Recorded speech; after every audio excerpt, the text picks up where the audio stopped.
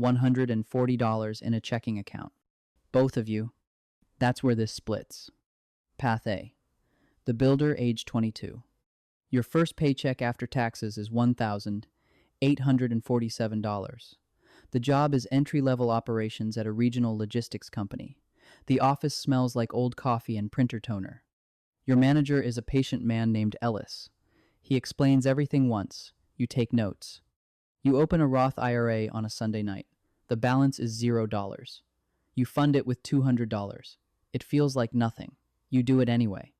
You set a recurring transfer, $200 per month.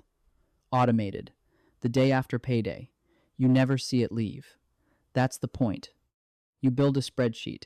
3 columns. Income, fixed costs, discretionary. The numbers are tight. You eat at home 6 nights a week. Not from discipline, from math. Your rent is $740. A room in a shared apartment, 2 roommates. The kitchen is small. You don't care. By the end of year 1, you have $2,400 in the Roth IRA. You also have $1,900 in a high-yield savings account earning 4.6% APY. The emergency fund is the priority. You know this. You build it first. Path B. The spender, age 22. Your first paycheck after taxes is $1,847. Same number, same city, same type of job. You buy a car on a 72-month loan. The payment is $387 a month. Insurance is $194. You need the car. That part is true. The trim level was optional. You chose it anyway. Your rent is $980. A 1-bedroom. Your own space. It matters to you. You eat out 4 nights a week. A bar tab on Friday. Dinner on Saturday. Sunday brunch that costs $41 and lasts 2 hours. You open a savings account. You deposit $100. 3 weeks later, you transfer $80 back for a concert ticket. By the end of year 1, you have $220 in savings. You have $1,340 in credit card debt at 24.99% APR. The minimum payment is $38. You pay the minimum. Path A. The builder, age 23 to 24. You get a $2,100 raise in year 2. You don't upgrade your life. You upgrade your investment. The Roth IRA contribution goes to $350 a month. The savings account gets $150 a month automatically. You adjust the spreadsheet and close it. You learn one thing about index funds. The expense ratio matters. You move your holdings into a total market index fund. Expense ratio, 0.03%. By 24, you have $9,800 in your Roth IRA. The market dipped once. You watched the balance fall to $7,200 in 6 weeks. You bought more, not from courage. From understanding, you knew what you owned. Your emergency fund hits $4,500, 3 months of expenses covered. You stop adding to it. Every dollar above that threshold goes into a taxable brokerage account. A coworker named Priya mentions she's getting her real estate license. You file the information away.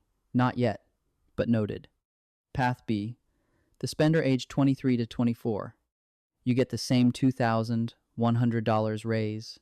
You upgrade your apartment. The new rent is $1,240. The building has a gym. You use it 7 times the first month, twice the second, 0 the third. You buy a couch, $1,400 on a buy now, pay later plan, 0 interest for 12 months. You forget when the 12 months end. The interest kicks in retroactively. That's how it works. You didn't read it. The credit card balance grows. $1,340 becomes $2,800. You open a second card, a rewards card. The sign-up bonus is 60,000 points. You spend $4,000 in 3 months to earn it. By 24, you have $4,200 in consumer debt across 2 cards. The car loan balance is $19,100. Your savings account holds $440. You have no emergency fund. You have a plan to start one next month.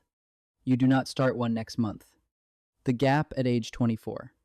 Path A, $9,800 invested, $4,500 in savings, zero consumer debt, net worth, approximately $14,300.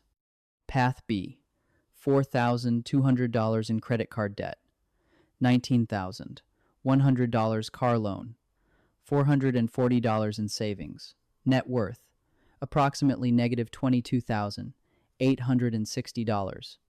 The distance between these two people is $37,160. They went to the same kind of school. They have the same kind of job. The difference is $187 a month redirected and 4 decisions not made. Path A, the builder aged 25 to 27. You move into a slightly better apartment at 25. Rent goes from $740 to $890.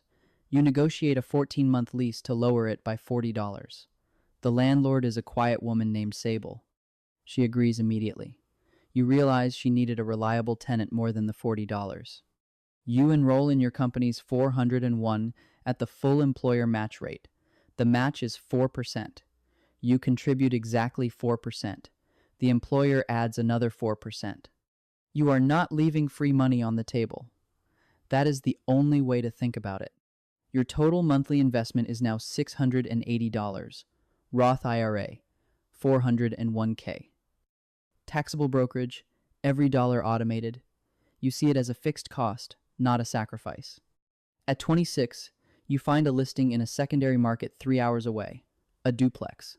List price $112,000. You drive out on a Saturday. The structure is sound. The second unit is vacant but rentable. A contractor named Marcus walks it with you. His estimate, $7,400 in cosmetic repairs. You spend 6 months preparing. You pay down a $3,000 student loan balance. You clean the credit file. You document every income source. At 27, you close on the duplex. Purchase price $107,500. Down payment $21,500. Saved over 19 months. You did not touch the investment accounts. Mortgage, $514 a month. Unit 1 rents for $725. Unit 2 rents for $710. Gross monthly income, $1,435. After insurance, taxes, and a 10% maintenance reserve, you net $614 a month. It is not passive. You answer calls. You file maintenance requests. But the math is real. Path B, the spender aged 25 to 27. At 25, your salary has grown to $52,000. The lifestyle has grown faster. You take a trip to Cancun in February, $2,100 on a card you're already carrying a balance on. You pay the minimum through April. You get a promotion at 26. The title changes. The pay goes to $58,000. You celebrate at a restaurant where entrees cost $44. You put it on the rewards card. You earned points on dinner. You tell yourself this. It feels rational. It isn't. The car loan ends. The car is yours. You lease a new one. The payment is $421 a month. Early termination costs $2,800. You didn't read that clause either. By 27, you have $6,800 in credit card debt across 3 cards, a gym membership at $89 a month, a streaming bundle at $47 that includes 3 services you haven't opened in 6 months. You are paying $1,340 a month in debt servicing and subscriptions before rent. Your savings account has $1,100. It took you all year to build. It feels like progress. You open a 401k. You contribute 2%. The employer matches 4%. You are leaving 2% on the table every month. Over the year, that is $1,160 in free money you did not take. Path A, the builder aged 28 to 30. The duplex works, not perfectly. Month 4, a tenant pays 10 days late. Month 9, the upstairs unit needs a water heater. $780. It comes from the maintenance reserve. That's what it's there for. You replenish it over 3 months. You increase rents 4% at the 1-year renewal. Both tenants renew. Net monthly cash flow, $661. At 28, your Roth IRA and brokerage combined hold $47,200. The 401 key has $22,400. Total invested, $69,600. The compounding is quiet. It does not announce itself. The numbers just change every time you look. You get a new job at 29. Salary, $74,000. You raise your 401 contribution from 4% to 9%. The lifestyle does not change. Same apartment. Same grocery routine. You begin researching a second property. Not from ambition, from math. The duplex produces $661 a month. A second property of similar structure would produce another $600. At 30, you close on a triplex. Purchase price $148,000. 3 units. Net monthly cash flow after all costs, $820. Between 2 properties, your monthly real estate cash flow is $1,481. Path B. The spender age 28 to 30. At 28, you are making $61,000 a year. You feel fine, not wealthy. Fine. You move in with a partner. The rent splits. The spending does not split proportionally. 2 incomes means 2 spending patterns layered on top of each other. At 29, the relationship ends. The apartment lease has 9 months remaining. You cover it alone. Rent is $1,580. Your take-home is $3,780 a month. The math barely works. You have $9,200 in credit card debt. No savings. The 401 has $11,400. You cash out $4,000 to cover a month where 3 things broke at once. The 10% early withdrawal penalty costs $400.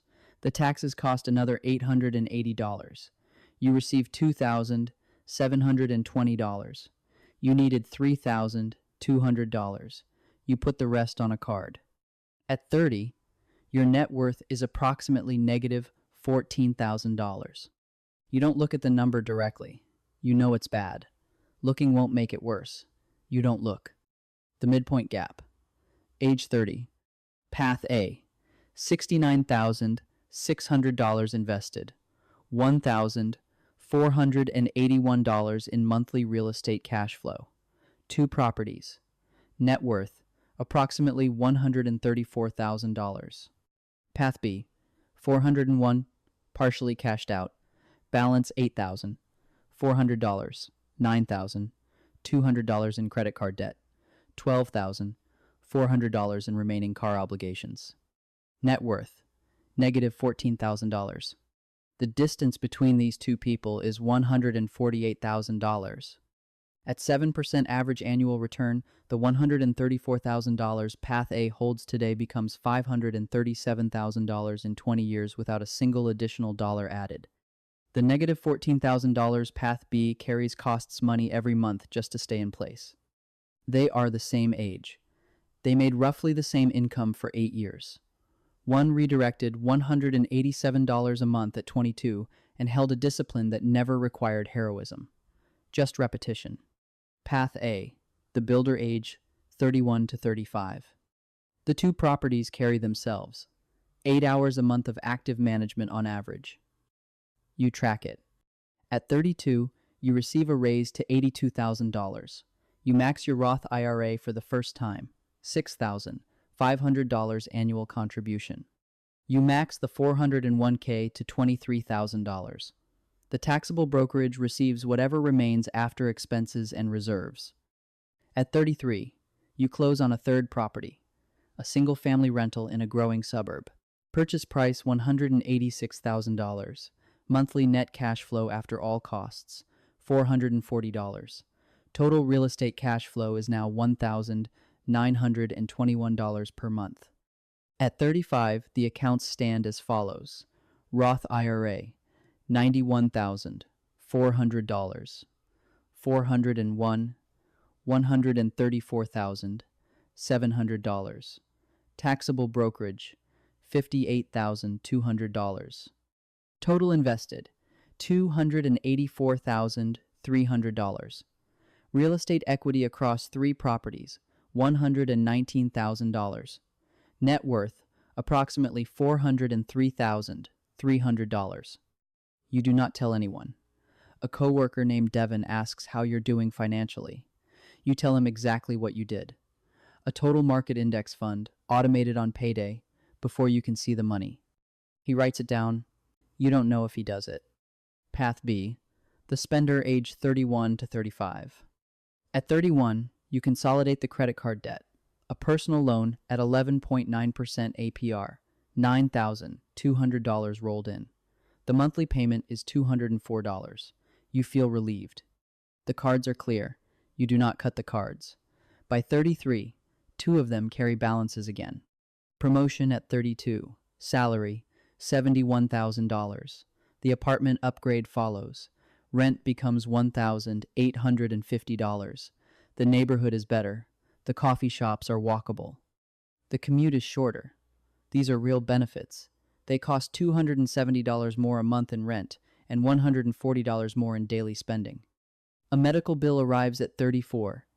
Not catastrophic. $4,400 for a procedure insurance partially covers. You don't have $4,400. You put it on a card at 22.99% APR. You pay the minimum. At 35, the numbers are 401, balance $38,200, credit card debt $11,700, personal loan balance $3,100, no real estate, no brokerage account, no Roth IRA, net worth approximately $23,400. You are not in crisis. You are functional. You go to work. You come home. You pay the minimums. The month ends. The next one starts. Nothing moves. Path A, the builder age 36 to 40. At 37, you sell the first duplex. The property has appreciated 31% over 10 years. You net $74,000 after closing costs and remaining mortgage. You execute a 1,031 exchange. The capital rolls into a 4-unit property in a different market. No capital gains tax. You structured the sale this way on purpose. You knew before you listed it. The new 4-unit cash flows $1,340 a month net. Total real estate income is now $2,701 a month. Salary at 38, $94,000. You are a director now.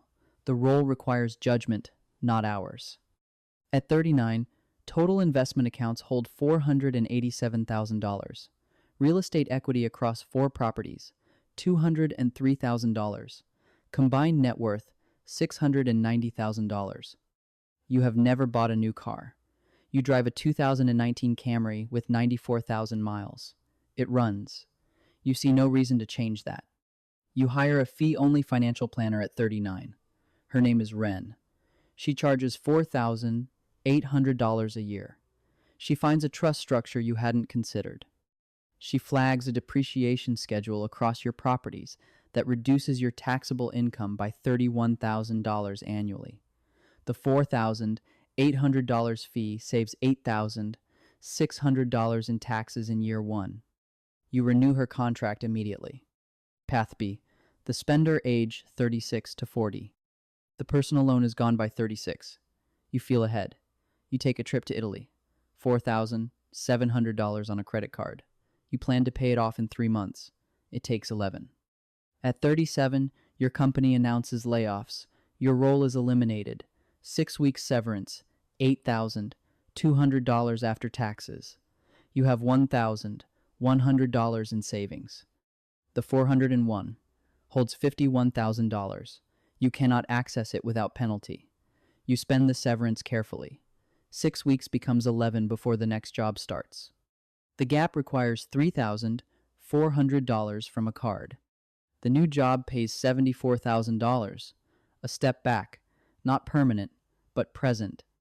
At 39, you are current on everything.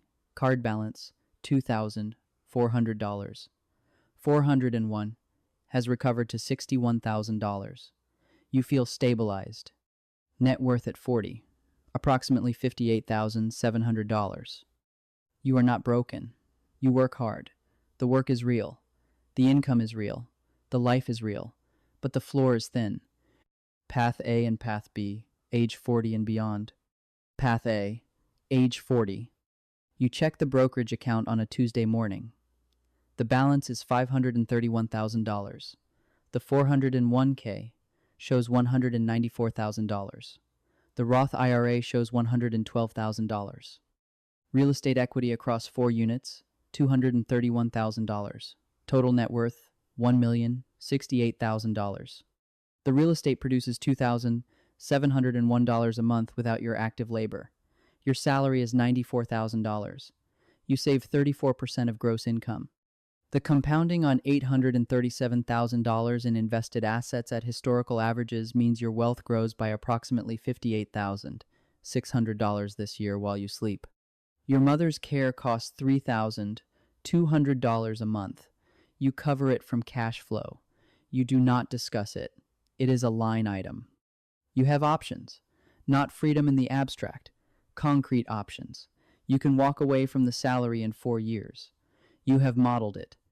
At 44, the investment income and real estate cash flow replace the salary entirely. The math holds under 3 scenarios: conservative, base, and stress. All 3 work. You have optionality. What you can do is simply larger than what you must do. Path B, age 40. Net worth, $58,700. Most of it is the 401, which you cannot access without penalty for another 19 and a half years. The checking account holds $2,100. The savings account holds $3,600. Rent is $2,040 a month. It has increased every year for 8 years. You cannot buy a home. The down payment would require 2 years of aggressive saving, and you have not yet built the habit that makes 2 years of aggressive saving possible. The credit card balance is $2,400. The monthly minimum is $68. The interest rate is 21.49%. At the minimum payment, the debt takes 11 years to clear. You are not paying the minimum on purpose. You are paying the minimum because the budget is tight and you are tired, and the balance has been there so long it no longer feels urgent. You are not lazy. You are not foolish. You went to work every day. You paid your bills. You lived your life. But the system you built at 22 was a spending system, not a building system. And systems compound. Both kinds compound. That is the only thing that was ever true. Path A at 40. Net worth $1,068,000. Monthly passive income $2,701. Options expanding. Path B at 40. Net worth $58,700. Monthly passive income $0. Salary required, margin thin. The distance between these two people is over $1 million. 18 years ago, they had the same $1,847 paycheck, the same Monday morning, the same cracked coffee mug on the same kind of desk. One of them redirected $187. Before the weekend, before the coffee, before the question of whether it was enough. The other one didn't. The Tuesday after that decision still came. It always does. For both of them, one of them was ready.